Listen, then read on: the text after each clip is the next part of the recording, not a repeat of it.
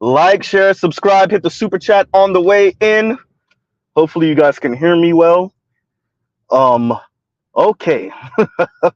This one. Okay.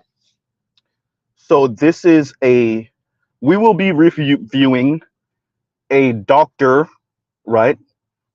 Dr. Chris Marsh on Relationship Restored, right? So I was butchering the page name the other day when I was trying to recount some of the things I heard, and my apologies to the host of that show. I was completely butchering the title. My apologies. And once again, the yeah, to the host I say my apologies. Dre and Rhonda, my apologies. Um, but yeah, Relationship Restored had a doctor, excuse me, Chris Marsh. Chris is Kris. Chris, black woman, and she spoke about a book she wrote about being single, right? And apparently she polled a couple of well, not a couple, I think it was 60 some odd women and men, black women and black men, about being single, and what they contribute and what they do as single people. And these are people that have not been married and have no children, right? So never been married, no children. And for her, it's about like taking away the stigma of being single, right? She does not appreciate the stigma that is associated with adults being single, right? Single as in not married or never married, and no children, right? So that's her project. Yeah, this conversation got real interesting when we spoke about hypogamy, which is, ending up with someone on your same level, and how women like Dr. Chris Marsh, who earns some $250,000 a year and who is highly educated and obviously PhD'd, how they find it difficult to meet men, particularly black men, on their level, right? A lot of this gives me um a very educated Yanny vibes, the decenter men vibes, but with 4 and 5 syllable words in academic terms, right? I'm not going to take away from Dr. Chris Marsh. Dr. Chris Marsh has a PhD, if I understand what she was saying correctly, a PhD in demography and sociology. So she knows the numbers. And I think that's why I really want to focus. So what we have here, and I find it interesting, her point of view, especially when we consider Dr. Jennifer Lundquist and her book, The Dating Divide. I find these two PhDs and the way they speak about dating and relationships, I find it interesting.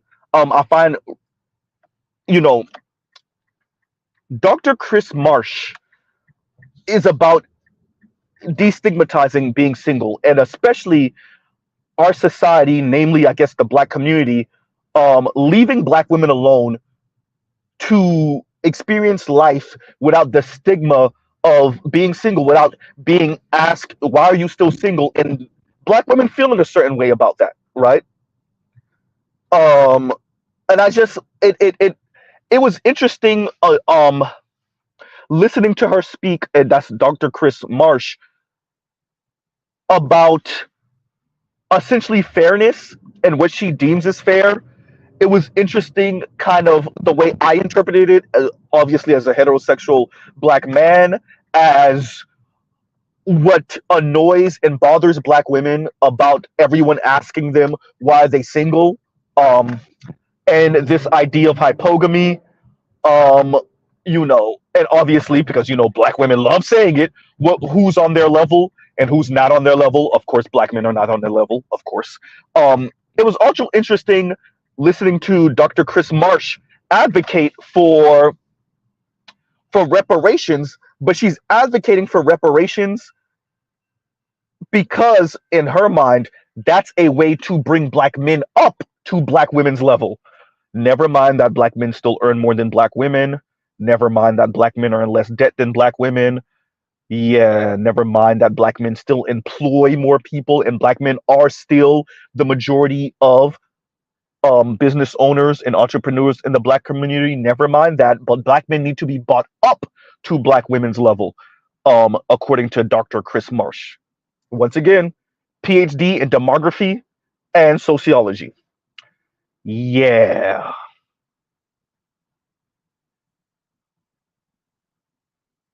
that silence is on purpose. So, right, and that was fascinating. Train tracks, train tracks, train tracks.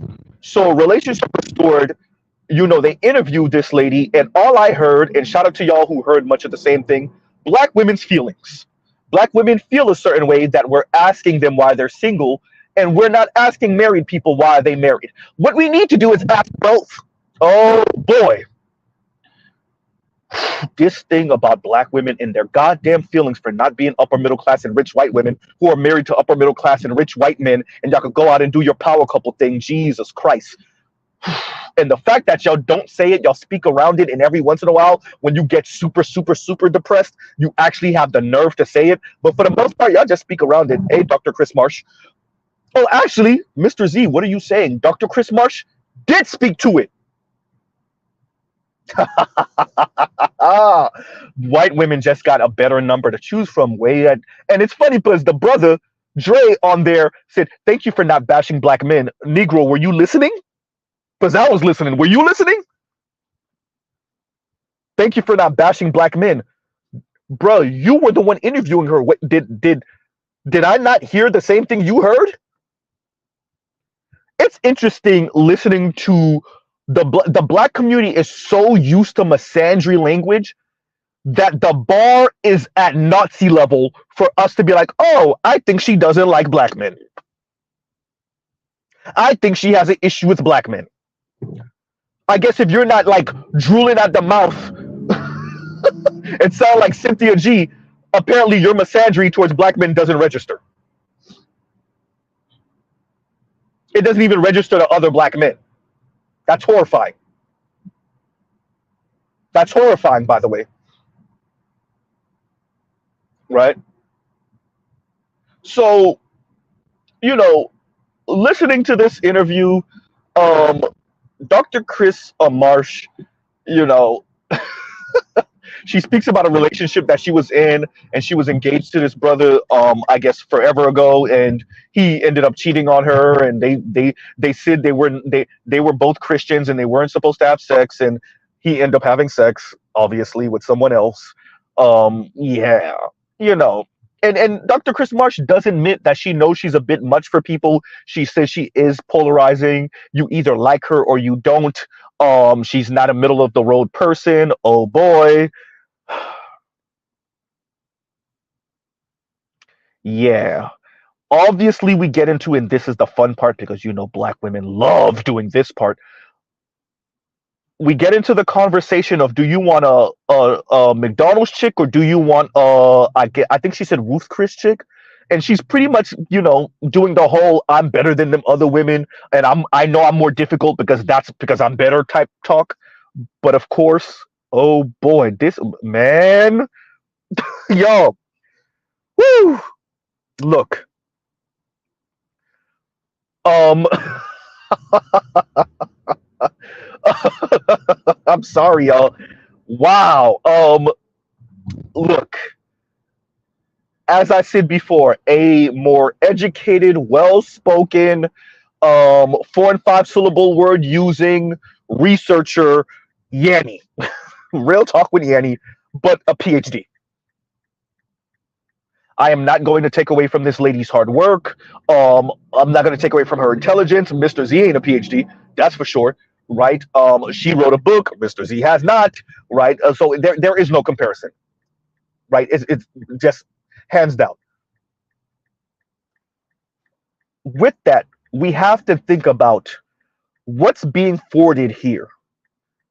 Dr. Chris Marsh, have you ever considered that black women are super single and they're miserable, and that misery has nothing to do with whether they have a network of homegirls or not?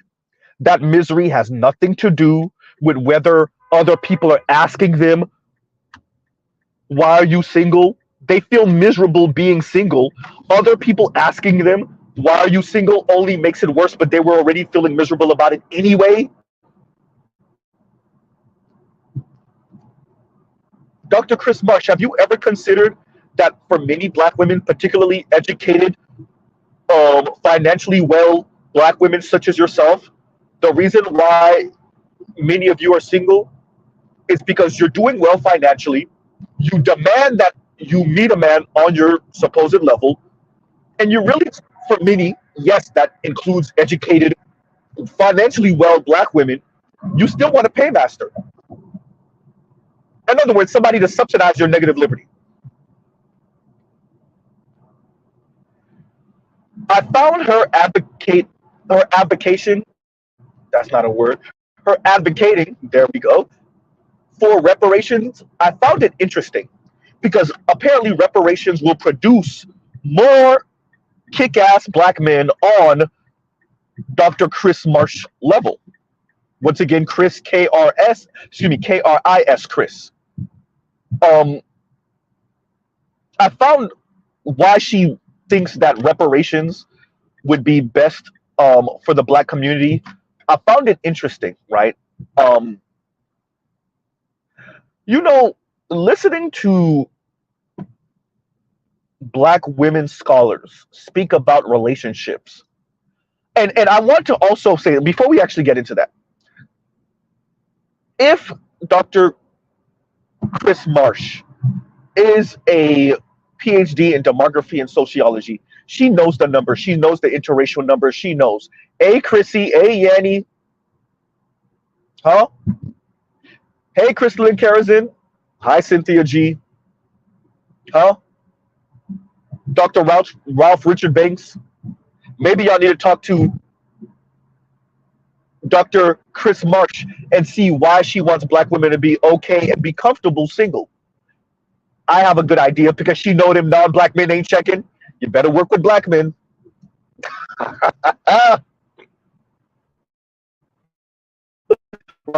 she know you ain't gonna settle, whatever that means, and she know those non-black men ain't checking. In other words, Z, does that mean that what you've been saying for a couple years now on your channel, does that mean that you could possibly be right? Right? Once again, whether Dr. Chris Marsh meant to say it or not, if she's a researcher, which she is, PhD in demography and sociology, she knows the numbers. She knows who's getting married and who's not, and who's getting married to who and who's not. And she's telling black women to get comfortable being single. Uh-oh. I told y'all. Well, y'all. Shout out to Chrissy. Just swirl. Uh, where are you going? Alexa, play Thanos in the background saying, I'm inevitable, please. Huh?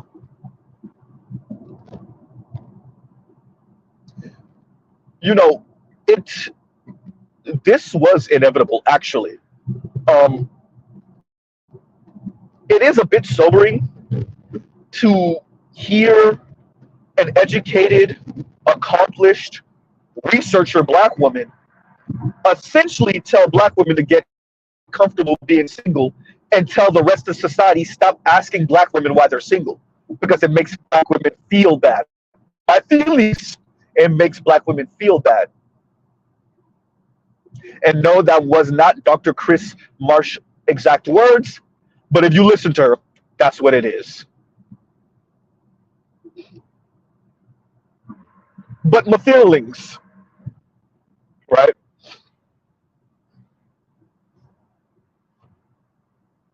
Huh. You know, black men are inevitable, black women. Black men are inevitable, America.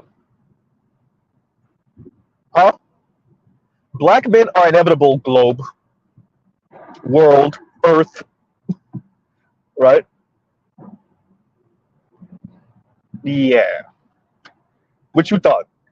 They thought they could avoid us. Dear black men, dear black men in America, they thought they could throw us away and avoid us. You can't. Nice try though. So we already knew about this because Morgan Stanley told us this years ago. Morgan Stanley told us this years ago. I would not be surprised if Miss Chris Marsh, Dr. Chris Marsh, I'm sorry, Dr. Chris Marsh, I wouldn't be surprised if she knows about that Morgan Stanley report.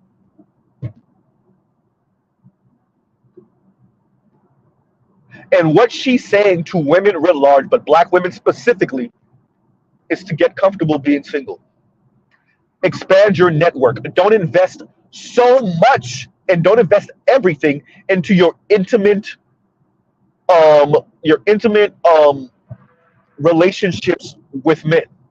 Don't invest everything in that. Don't ghost your friends. Is this not Yanny, y'all?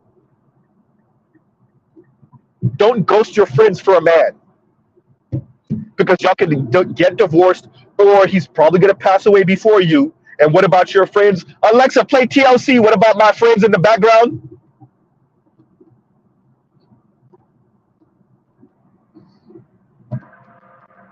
Huh?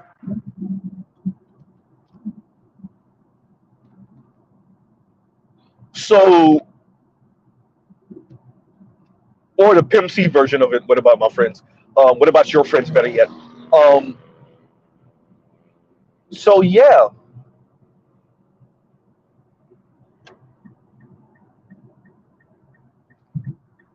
that's frightening.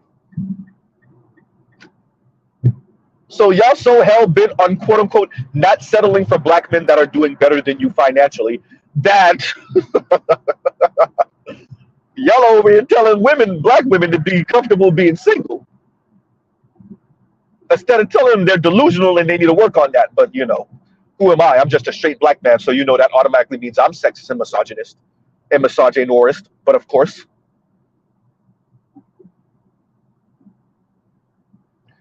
do y'all understand? These are PhDs. Dr. Danielle Procope, PhD. Dr. Chris Marsh, PhD. These are women that write articles and write books and work for some of the biggest entities in America. I think Dr. Chris Marsh was saying Cambridge published her book. Is who published her book? Oh my God.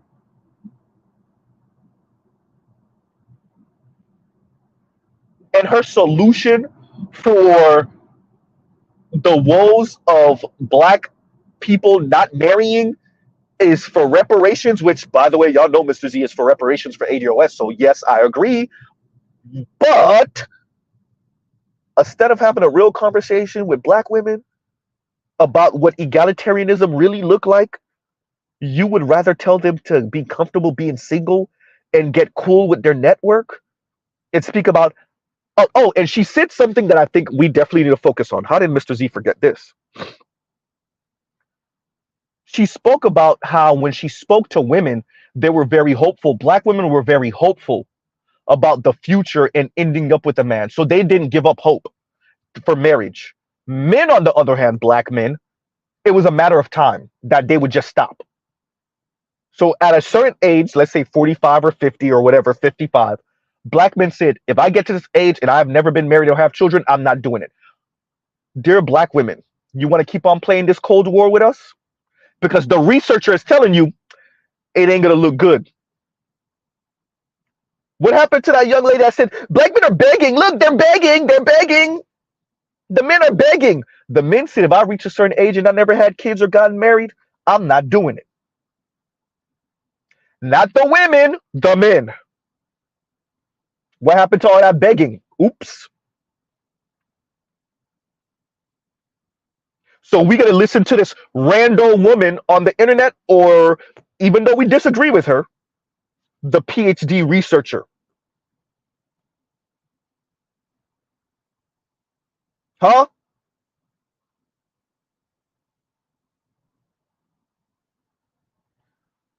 So Dear black women, I said it.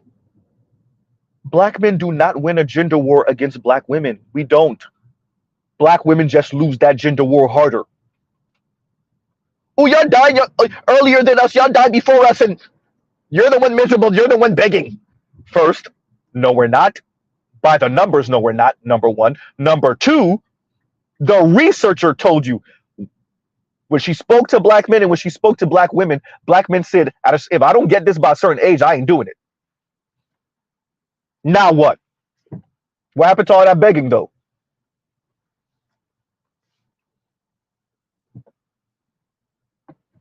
Huh?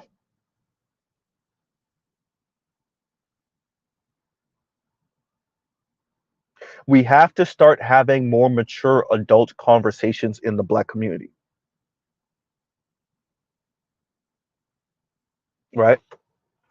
We have to have more adult, mature conversations, particularly when it comes to relationships and intimacy, childbearing and child rearing, marriage, sex, etc.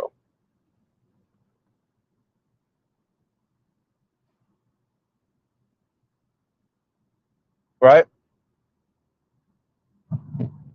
Huh.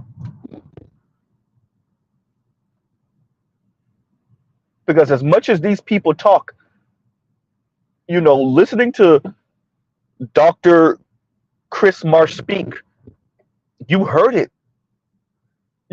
I said this the other day, you know, listening to her speak, I'm like, okay, yeah, okay, this lady's a bit much, okay, whatever.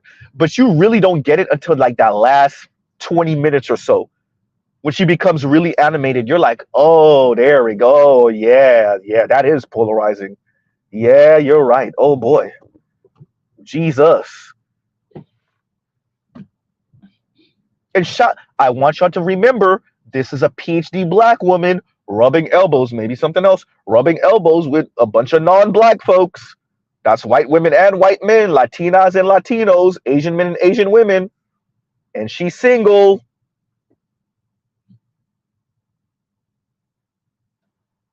And she's single. And she's telling you black women to get comfortable single. Chrissy, Yanni. Huh?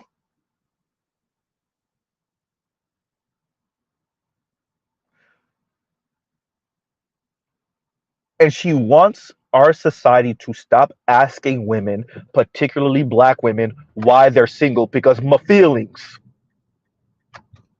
No, she did not say the feelings part. That's Mr. Z inserting that because, once again, my feelings.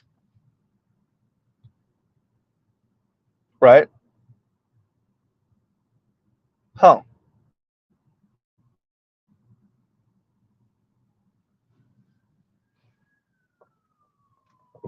Yeah. Frightening. Remember, PhD.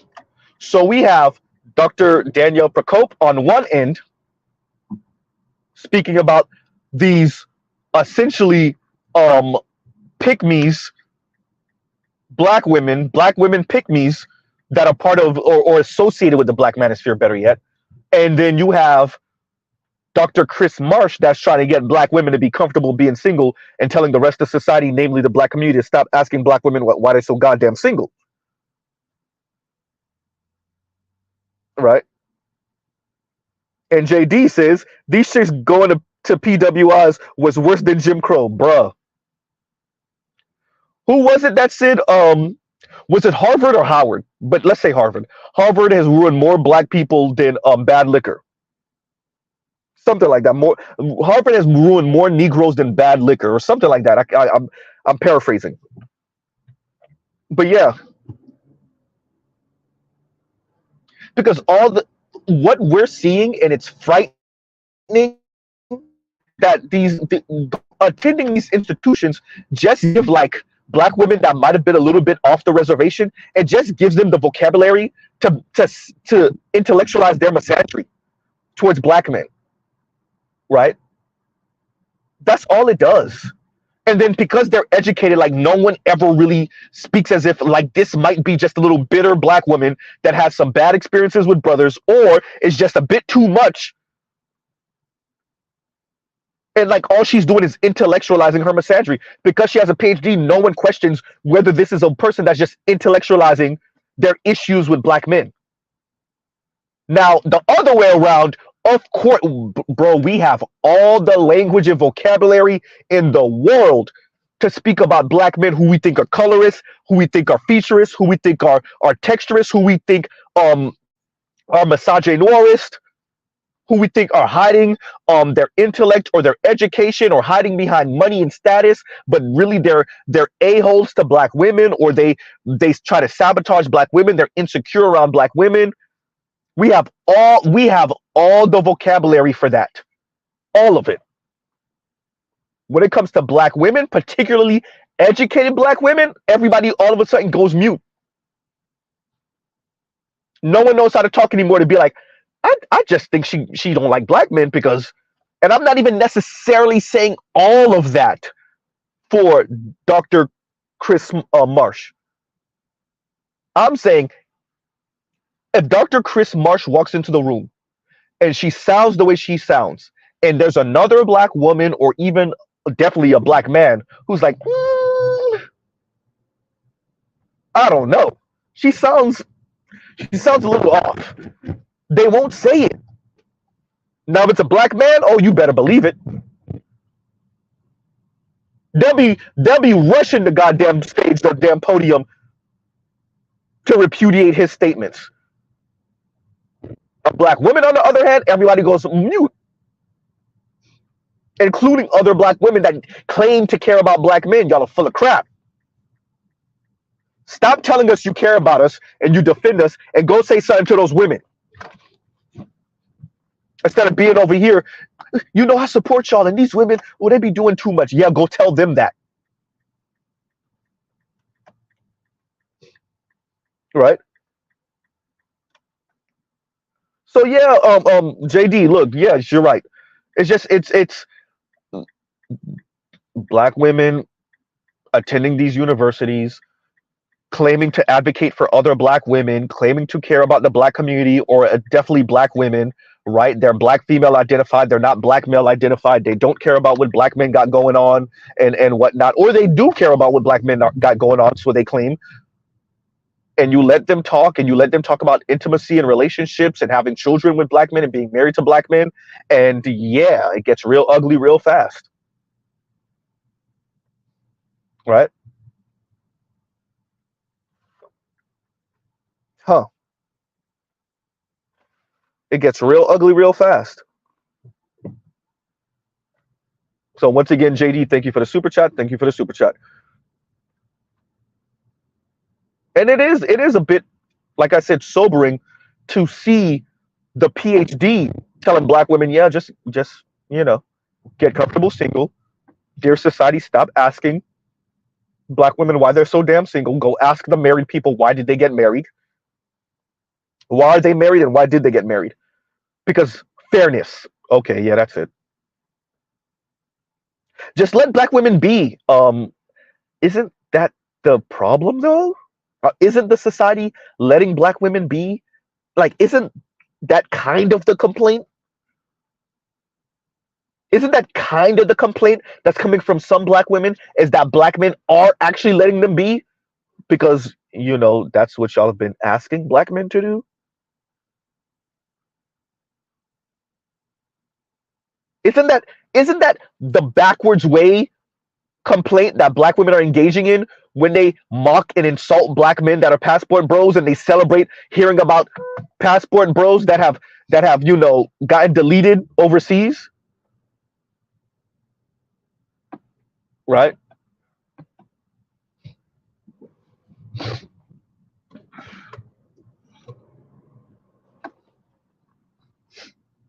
Isn't that one of the complaints? Is that we might have actually listened to you and let you be? Huh. And when we speak about hypogamy, and I mean this in all seriousness and not to be funny, Dr. Chris Marsh, as a heterosexual black man, maybe my interpretation is all type of wrong. That's possible. It could be that I'm reading too much into it. It could be that I'm not actually listening to black women. It could be that I'm exaggerating. All of that's possible. Ma'am, from what I'm hearing from black women, particularly accomplished black women, financially well black women, hypogamy is desperation. They want hypergamy, ma'am. De- Wrong word, Z. They demand hypergamy, ma'am. Hypogamy is when you have no other choice. So when you say hypogamy, essentially equally yoked on my same level, that is not what black women are demanding. When I was in the dating scene, that's not what I was coming across. It was straight hypergamy. Hypogamy is when I don't have no goddamn choices left. And yes, Dr. Chris Marsh, once again, I'm a heterosexual black man, so that just could be my misogynoir, and I just don't know how to interpret words. That's possible. So when you say hypogamy, essentially on my same level, I don't know if that is what black women are actually asking for. Sorry, demanding. Right? Huh. And Jake says, Z, didn't you see black women paying for $800 conference tickets to find a man? Wow. Wow. Is that the not the black tech um joint? Are you talking about that? Right?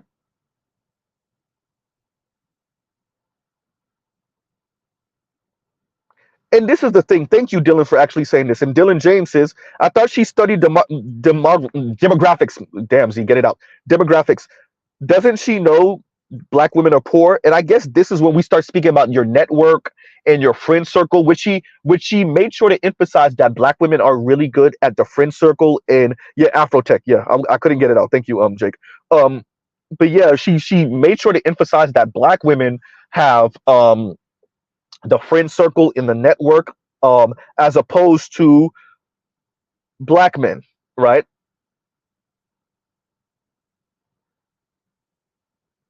And yet, black women across social media and in person speak about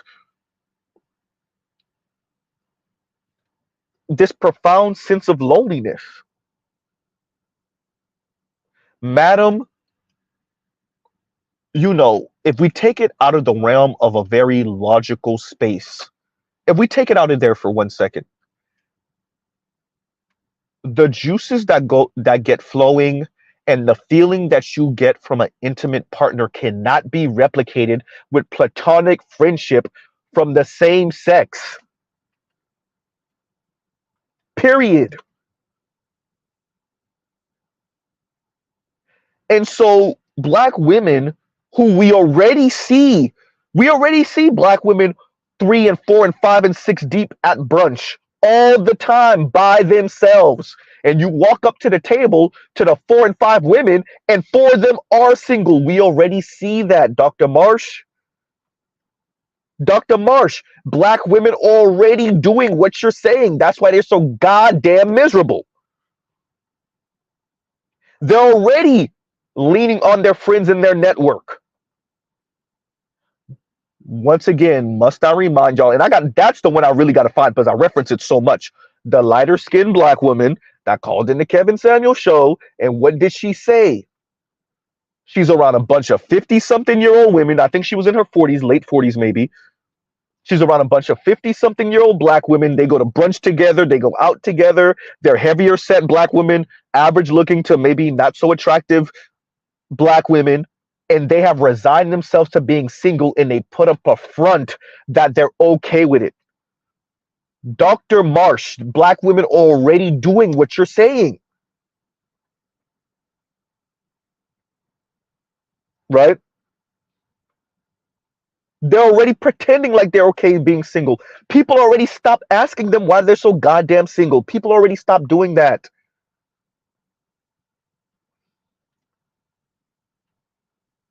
Need I remind y'all of Lonnie Love before she ended up with the white guy? She was all about her single life and the freedom and coming home and don't have to worry about no man. And then she ended up with the white guy. It feels so good to have someone greet you at the door and pick you up from the airport.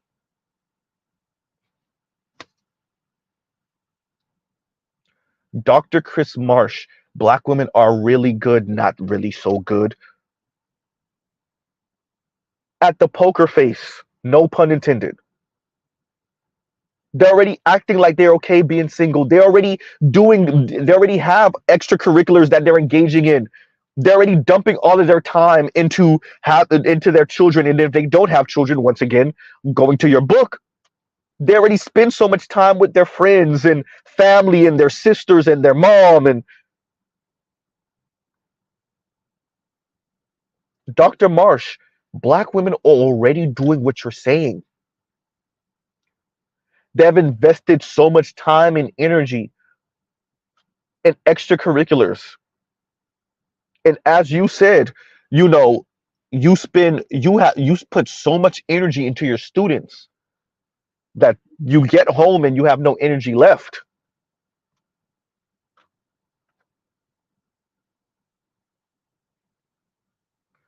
Once again, this is the intellectualizing of political singleness. Shout out to Dr. Thunder. Doc, I told you. Shout out to Dr. Thunder. Dr. Thunder, when you covered, I want to say, was it what's her name? What is her name? That drive trucks. Sovereign black woman, right? Sovereign woman or sovereign black woman. And that's why I titled that video. How long ago was that? 3, 4 months ago? Political singleness. And that's what it is. That is what black women and white women celebrating the 4B movement in Korea. That's what that's about. That's what Yanni is engaging in. And essentially, that's what Dr. Marsh is speaking about. Once again, temper tantrum energy. I can't find a black man on my level. These non-black men, either I'm not interested in or they're not interested in me. Maybe both. I'm not going to quote unquote settle. Well, right? Wow. Not looking good. Not looking good at all. And y'all give Z 1 second. Y'all talk amongst yourselves. Y'all give Z 1 second.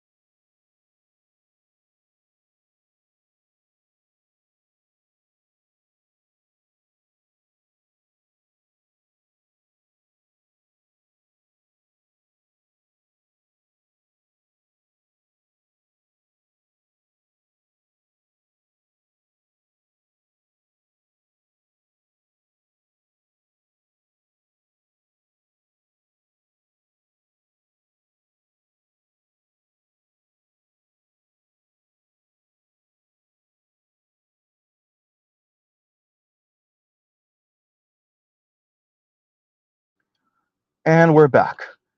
And listening to Dr. Marsh speak, and once again, shout out to the host, right? It it spoke to not just the atomization of our society, but how we're coping. That's why I put coping mechanisms as the title. How we're coping with it, right? All these things that people are saying about essentially optimizing yourself for relationship and who's deserving of marriage or not, who's deserving of passing on their legacy and having children or not. And we're telling men, it's interesting what we're telling men versus what we're telling women. We're telling men that if you're not Superman, then are you really deserving of having children? We don't know if we want your genetics to pass on to the next generation. Maybe you're not deserving if you're not like rich or famous or Superman. And for women, we're encouraging them to be comfortable single and how powerful that is, and don't settle, and find extracurriculars to do and to get into. And it's interesting the way we're telling people to cope with the perniciousness of the market plus feminism. Huh?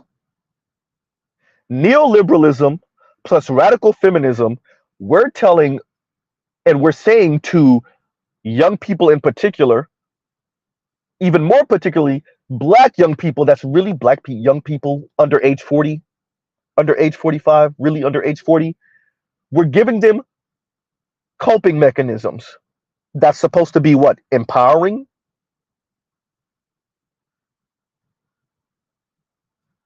Meanwhile, these people are telling you what the issue is.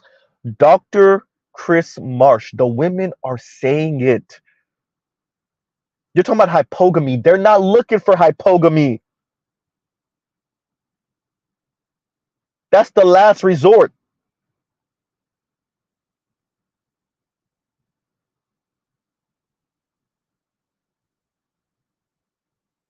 Huh.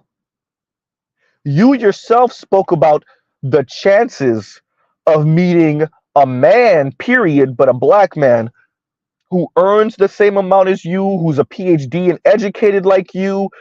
We didn't even get into whether you find him physically attractive or not. You spoke to that, ma'am.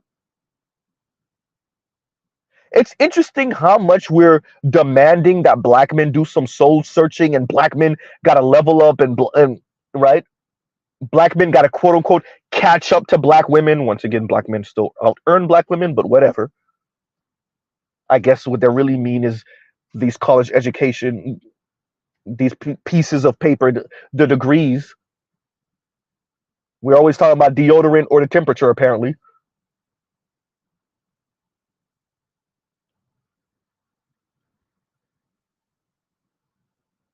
Huh.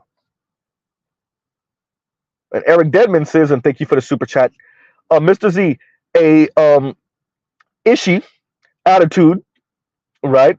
Sugar, honey, iced tea attitude, um, and personality can't be covered up by education slash money. If that was the case, where are all European men coming for them? Why aren't all European men coming for them? We know, we understand, right? We black women find themselves in an interesting position, and I think that's why Dr. Chris Marsh. I really want to say Gary Marsh. That's the old CFO of Disney. That's why you hear me like slowing down when I say Chris Marsh.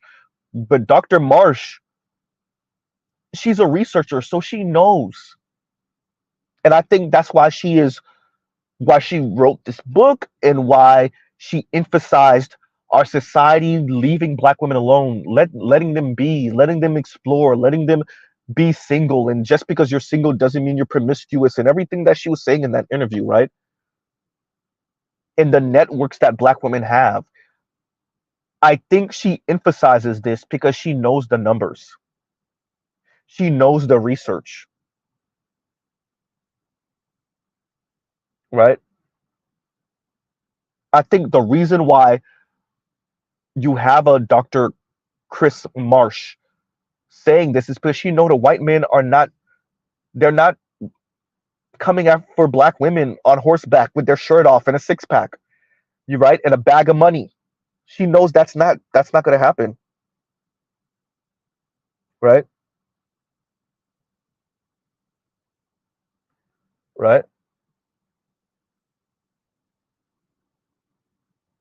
She speaks about, you know, all the attention she gets wearing a shirt. Was it? What did she say? The shirt said again? Not black women are not here to save you. That's Bowser who has that. What did she say? This um we couldn't loot as much as they have stolen. Okay, cool. She says she has a shirt like that and she wears it and gets mad attention. It was something else that she said. But essentially brothers always flirt with her at the airport. I recall her saying that. But going to what you're saying, Eric, if she's a researcher, she's a PhD demography and sociology, she knows. She knows. So between black men not being on black women's quote unquote level, right? We're not as educated as they are, at least institutionally educated as they are, and we don't have the advanced degrees that they have, right? Between that and the white and Latino men, I'm not even going to mention Asian men, that's not a thing. Between the white and Latino men not being serious about dating and marrying black women, right? Not enough of white men or Latino men anyway, right?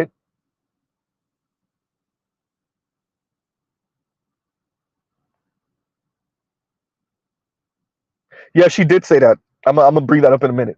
But yeah, so between that and where black women already find themselves, I think she knows the white dudes are not. They're not coming. Neither are the Latinos, right? And so a crap attitude and you know a personality that's a bit much for some people, particularly for some men, right? And I find it interesting, when you hear some women speak. This is not exclusive to black women on this point, but you hear black women definitely vocalize it about being your true self and your authentic self, right? And showing up as your authentic self and whatever that looks like.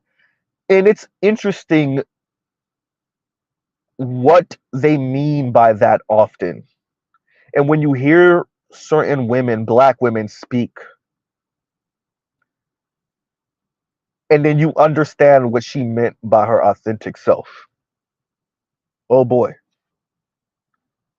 right? Man. And Trell says, and once again, thank you for that super chat, Eric. And Trell says, where's that comment? Write a book about singleness and the brothers will flood your DMs. Yeah, yeah, she did say that. That was the shirt. Thank you, Dylan. Pay me like a white man. Thank you, Dylan. That's the shirt. That's the shirt. That's the shirt. Yeah, it's a conversation starter. Yeah, yeah, yeah. I recall. Yeah, yeah, yeah. Pay me like a white man. She did say that, right? That was the shirt. And Trell, what's you know,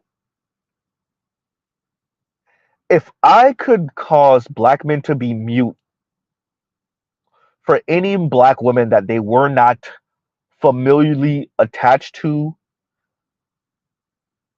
or they weren't in a relationship with,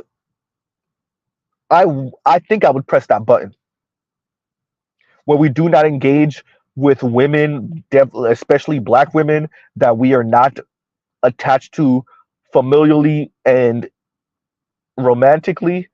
I think I'm because you know it's interesting how black women say we bother them and how we shoehorn ourselves into their spaces and the Simone Sanders no one asked for black men's unsolicited opinions type thing, right? It's interesting how black women say black men are a nuisance without using those exact words, right? Huh.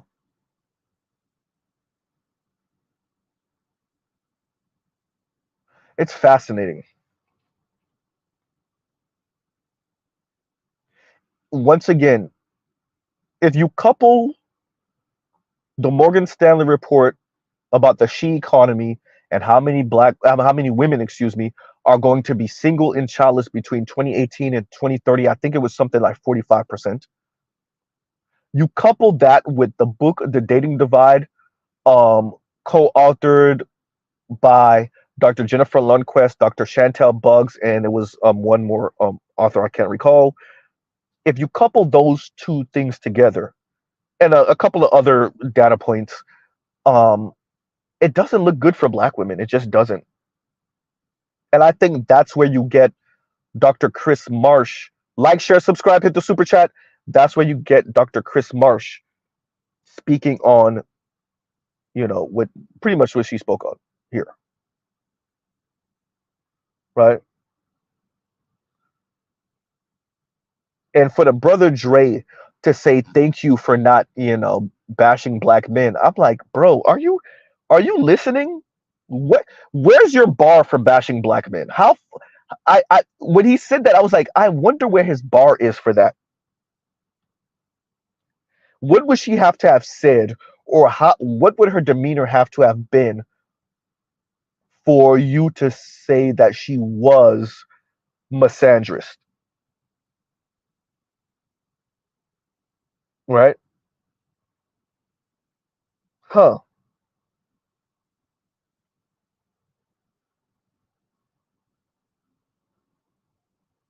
man. Thank you. And compassionate says Black women will back up any agenda they're presented. I get what you're saying. Black women will back up any agenda they're presented, even at their own expense. Yeah. Yep.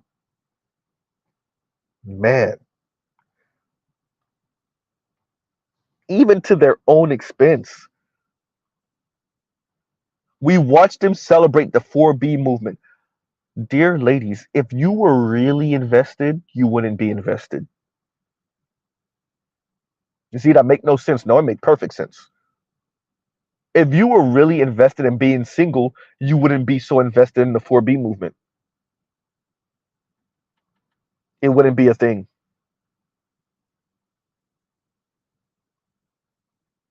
You wouldn't use it as proxy to get at Black men over here in the US. You see what the Korean women are doing? What, you think we can't do it too? You think Black women can't do it too? Yawn.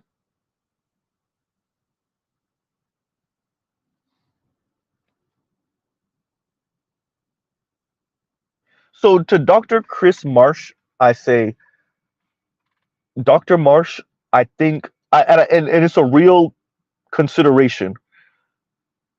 Have you ever considered that Black women are already engaging or attempting to engage in being comfortable single? Right? Have you ever considered that we already see Black women being single and what that looks like? I did say that. I'm awful, says Z. I thought you once said the bar is in hell, man. The bar is in hell. It's under the lava pits and everything, right?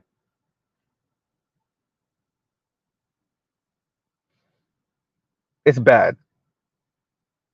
And to see Dr. Marsh speak, right? And for her, and it's interesting because when she was speaking about the relationships and even the married ones, the bar kept on going up and up. What she said, loving, fulfilling, essentially, and I might be adding extra words to it, but like these relationships have to be damn, they're perfect relationships, fulfilling, loving, nurturing relationships, and I'm like, bro, and it's frightening because as I've said before, we're turning intimate relationships and marriage into a luxury item. Fulfilling, loving, intimate relationships, and I'm like, Dr. Marsh, you a whole PhD.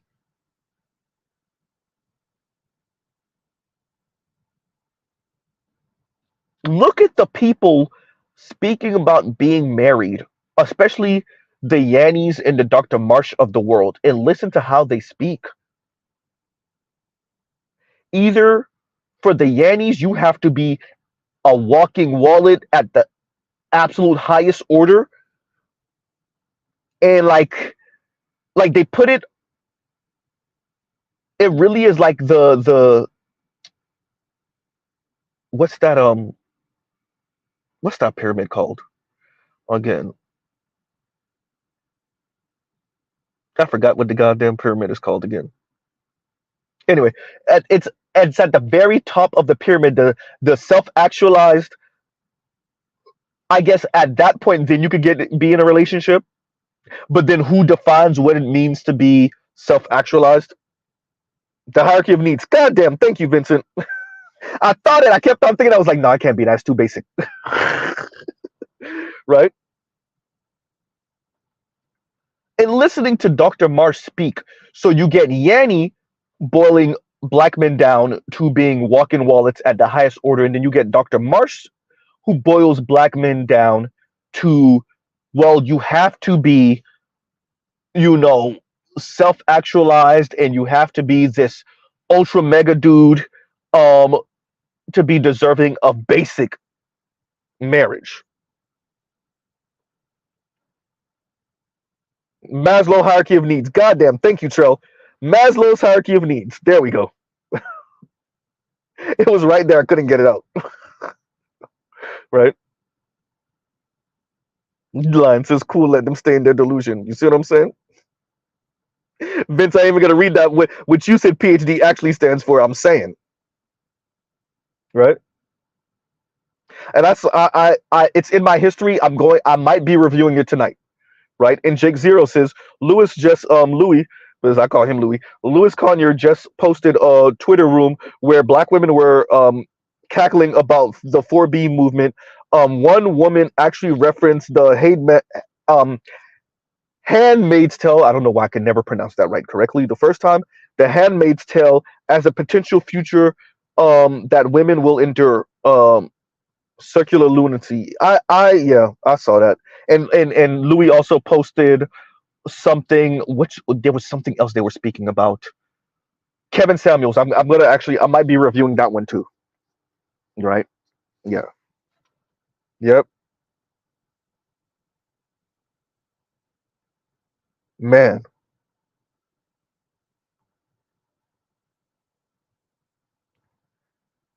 Man. And no placeholder says, and thank you for the super chat. Like, share, subscribe, hit the super chat. Um, so much to avoid being a decent wife for a black man. Well, they really putting energy in that, right? They're really putting energy. Man, absolute craziness, right? And it, I get it. I get it. Especially when you listen to Dr. Marsh speak. It's funny because these people claim to care about black women, and as someone was saying earlier, when they speak like the majority of black women are these kick-ass, highly educated people that are leaving black men behind. Like, you know, based off of the way these people speak, you can't help but to a certain extent kind of forgive Tyler Perry for speaking the way he did about like black women outpacing black men, because like that is the general narrative in the black community, because the PhD was speaking that way. She's a whole PhD in demography and sociology, and she was even given those vibes. Why? Because black women have more college student loan debt than black men. Y'all think they're outpacing black men? Yes, it's by a few dollars, but black men are still out earning black women,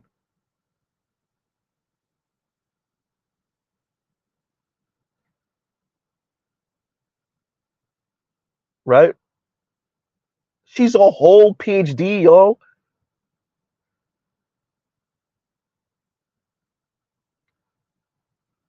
And Compassionate says, This sort of talk is greasing the wheels of indifference for black men, which is a check these ladies' asses can't cash, bro. But they're not. I'm not going to insult the PhD by saying she's not thinking that far. As a matter of fact, I think she is considering and thinking that far. That is why she's telling black women to invest into other things, to not put all your eggs in a relationship basket with men, with black men. She is thinking that far. Her prescription I find to be interesting though. Her prescription for black women's chronic loneliness, I didn't say singleness, I said loneliness. I find it interesting because we're watching the fallout of that now. Like, am I not a millennial? Did I not watch older Xers and boomers be freaking black women be chronically single throughout my childhood? All I saw, yes, I had black women who were married in my family, as my mother's friends, as my father's friends. I've seen black women hit 30, 40, 50, yes, even 60 years of marriage. I've seen those milestones, right? I've gone to anniversary parties, absolutely. You know what else I saw? Chronically single black women. Chronically single black women, Dr. Marsh, who were really good at pretending that they were okay with it. That's what I saw. Black women who were dying inside and had a smile on their face and were the most chipper, jovial people you could imagine. And they were dying inside.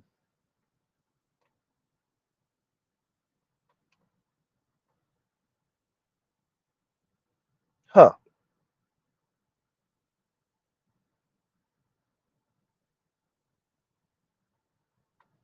So, listening to Miss, or sorry, not Miss, Dr. Chris Marsh speak about this book, seeing the response actually from Rhonda, who I didn't realize before that I don't know why I didn't really realize, or maybe I wasn't focused on it as much when she spoke to Amanda Seals, that she was single, right? And that's the woman host, the black woman host of Relationship Restored. Um, it was interesting watching how she responded to Dr. Chris Marsh. Huh.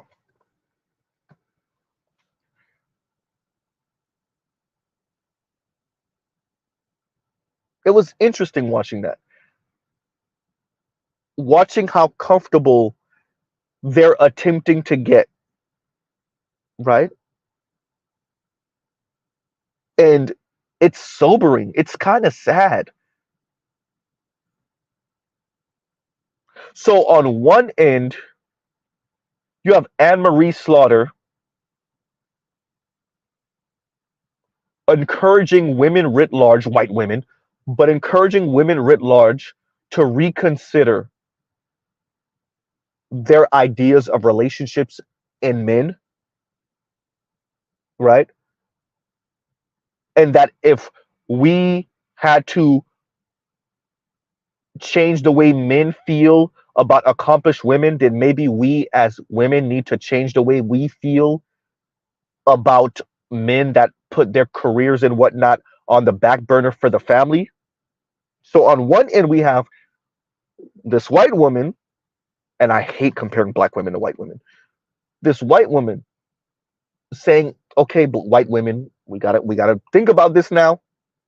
And on the other hand, are black woman after black woman after black woman after black woman, both institutionally educated and not,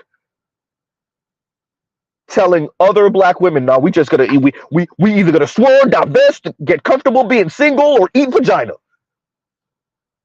So you got Yanny on one end, decenter men.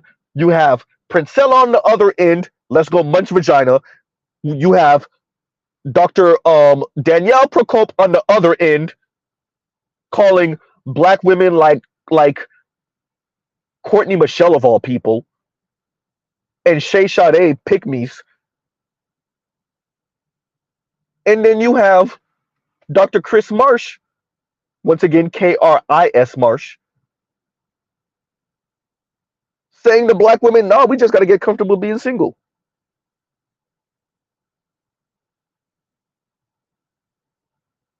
Man.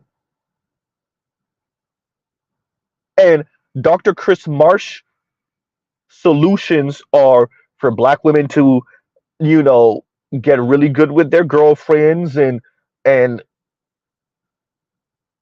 work on your network in your friend circle, get into extracurricular activities. Don't put all your eggs in the intimacy with the man basket, right? And reparations. And I hear Dr. Chris Marsh when she says, I don't blame the individual, I blame the system. Okay.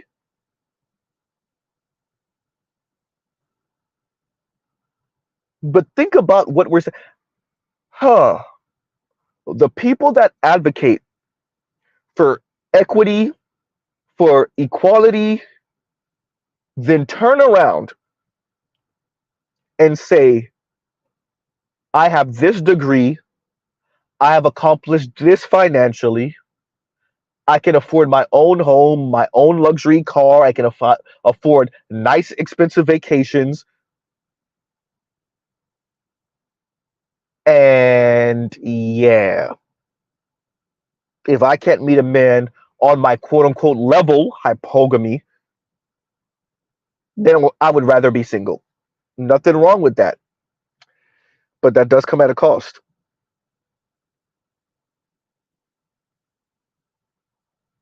right?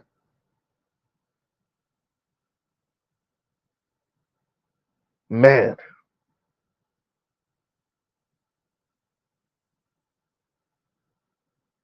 that's once again your PhDs, everyone, your PhDs.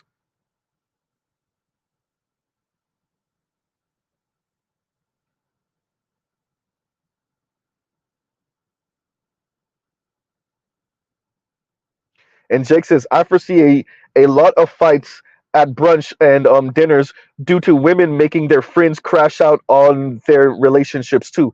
I don't know, right? And once again, no placeholder. Thank you for the super chat. Thank you for the super chat. I don't know because Jake, then that would mean that black women would have to admit that she was wrong. She would have to admit to herself first. Damn, I listened to Susan, and Susan was all in my head, and Susan hyped me up, and I broke up with a good man, and now I'm single as hell, and now all I got is Susan and my other two single lonely ass homegirls to go to brunch with. That would mean a black woman has to internally reflect, oh my God. She has to do some introspection and be honest that she torpedoed a good enough relationship.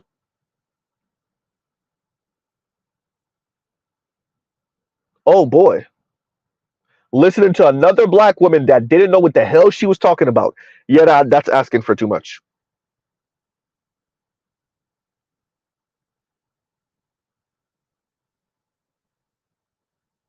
Mr. Shukti, I'm gonna address that in 1 second. Where's that comment that because I am waffle said something a minute ago and I saw it and I glanced at it and I didn't read it out loud. Give me one. Where the hell is that comment? Waffles. Damn it. See, that's what I get. That's what I get. I saw it. There we go. No, not the bars in hell. I read that one. Where did it go? Where did it go? Where did it go? Okay, it's gone. It's gone. But yeah, I'm Waffles was saying did not cover single by choice. Was it single by choice? Single motherhood by choice. Yeah, yeah. This is analogous to that. This runs parallel to that. Absolutely. Right. Yeah. That this definitely does. And Mr. Shook to you says, Z, from the ground level, this is exactly what the women in my circle are doing and have been for the past 25 years. God, ah, embracing single. Hey, if they are, that's okay.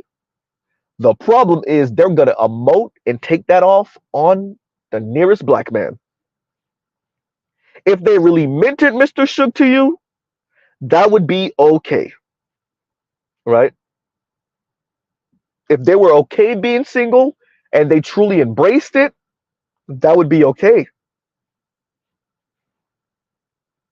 But when Yanni speaks, does it look like she truly embraces being single? And when we knew Cynthia G was single, did it look like she truly embraced being single? Huh? And when Bowser was single, did it look like she truly embraced being single? As much as they say I'm okay.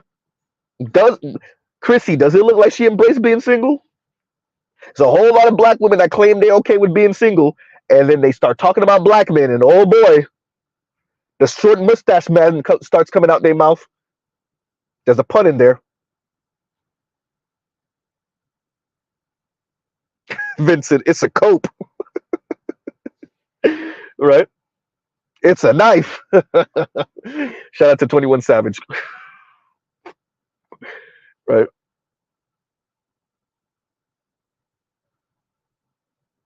Man,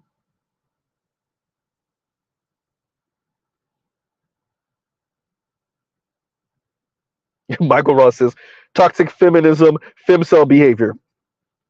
I think we got to start. We should need to start using that, Michael Ross, femcel behavior. Absolutely, right?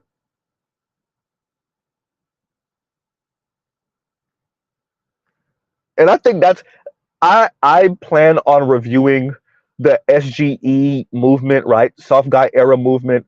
And I think Michael Ross, that's the way women are responding to it. Yeah. If they want to use INCLS for everything that they feel that men are doing that's not approved of by women, then I think that we should call them for what they are. If you throwing a fit about men mocking how y'all sound, especially young men mocking how y'all sound, with this SGE soft guy era thing, yeah, that's femcel behavior. Absolutely. Right?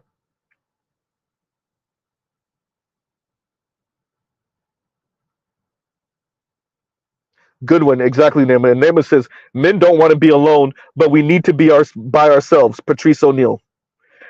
And that's why he's when he said, we want y'all somewhere in the dwelling. We want y'all somewhere. Hey, I just got on my girl about that the other day. I was I was in the kitchen, I was eating something, and I had the lights dim, right? I had the lights dim. And she came in the kitchen and she turned the damn light on. And I was like, I said, babe, this is exactly what Patrice O'Neill was talking about. And I ran down the scenario for her of when he said you in your man cave and you watching the game and you have the blinds closed and she's like, don't you want the lights on? And don't you want this? And I ran it down for her and she gave me the Marge. Ain't that better? Exactly, Neighbor. Ain't that better? Mr. Shik to you. He said, I get all the tea. Oh, man. Man, this soft guy era got them looking crazy. God, compassionate. And compassionate says, my mom is 70, divorced my dad when I was 3, been reluctantly embracing singleness ever since. The other day she said, I'm going to get me a white man, kind of jokingly. I eyed her and left. I side-eyed her and left. Man. You see what I'm saying? Indigo, you could be somewhere in the vents. He did say that. Rest in peace, Patrice O'Neill.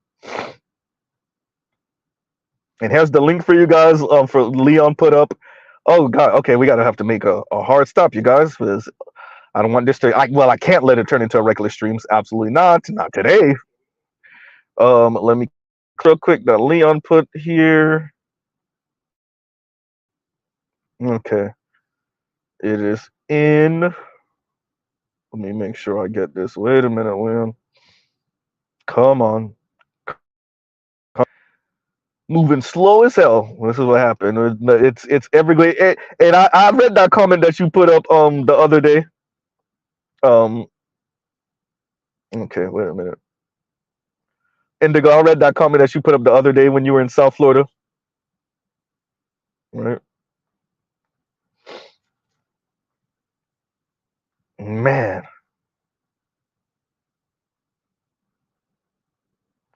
Lord Lovesmith says, Z, I believe black women are not bred for the things that black men are looking for. Apparently, that's what we're finding out more and more, ain't it? Right.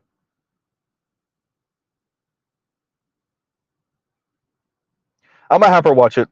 I'll send it to her actually.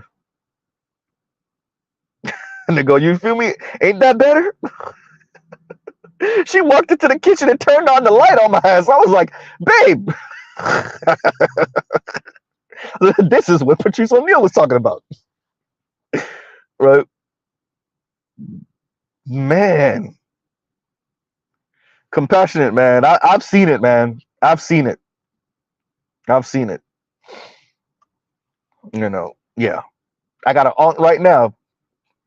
You know the aunt that was the hot girl. The had was living the that life, we'll say, right? You know, fast cars and money and whatnot. You know, I ain't even gonna give all the details. Y'all know what I'm talking about. She was the street dude's lady type joint. I'll stop right there. And yeah, once you come off that high and he get caught up, you spend the next, I don't know, 3 decades chasing after that lifestyle still. And on that note, everyone, I'm telling y'all, some of this stuff is theory and some of this stuff is from things I've observed and some of this stuff is lived experience. And it's definitely, we have research and all the other stuff to back up what we're saying, but for real, right? And on that note, everyone, we will truly pause right here. Love, peace, and chicken grease, right? Y'all go check out other Black Manosphere content, other non-Manosphere content. And yeah, y'all, so, yeah. Look, Dr. Chris Marsh, I hear you, but and Toya, check out that. I would like to see what you say, even if it's not going to be, you know, a whole live. I would like to see what you think about. And she wrote a book, so obviously, and I should have put that as the disclaimer in the beginning. Obviously, I haven't read the book, duh. But check out that interview and let me know what you think, Toya. Right? Let me know what you think, even if it's not going to be a long live or just a little 10-minute think piece or whatever, 5-minute. Because I found her interview interesting, and with my goddamn black man eyes, maybe there's things that I'm missing that you would have caught, right? And I don't think that I'm sure I missed certain things that you're gonna catch, right? And I'll pause right there. So we'll pause right here. I gotta make a hard stop. Love, peace, and chicken grease. Y'all go check out other Black Manosphere content, other non-Manosphere content. For the love of God, we were told to go touch grass. Like, people in the Black Manosphere don't got lives. I don't know what these people talking about. And on that note, y'all, once again, the link is in the description box, and y'all check it out. And Mr. Z out. All right, everyone.